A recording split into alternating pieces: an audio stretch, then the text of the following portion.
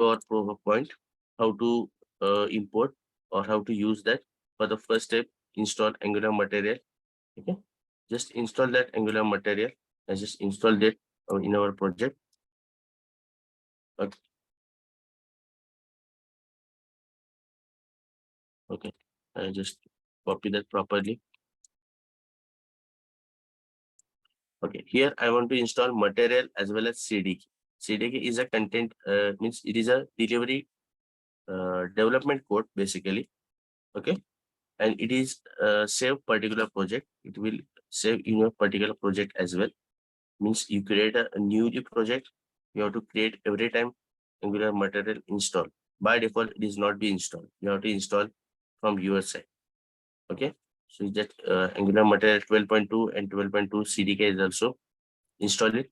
If you want to use Angular material effectively, you have to use animation as well, because when animation is not be installed, it will not give a smooth animation. When we click on any input box, drop down button, it gives the animation effect.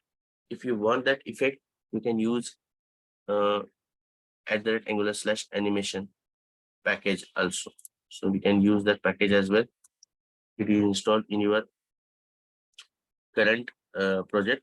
By default, it takes animation 12.2, whatever the version is there. See here, I never mention here particular version of that animation. No need to mention any version, because once you install Angular material of that version 12.2, according to that animation is installed. Okay, so no worry about that to mention animation version as well. Don't worry. Okay, then next I have to import that browser animation module in our app.module.ts to get animation properly. I just copy the syntax and just add in our app.module.ts file. Okay. I'm just importing that things. Okay, I just import that in our import section. I just copy and paste it the browser animation module.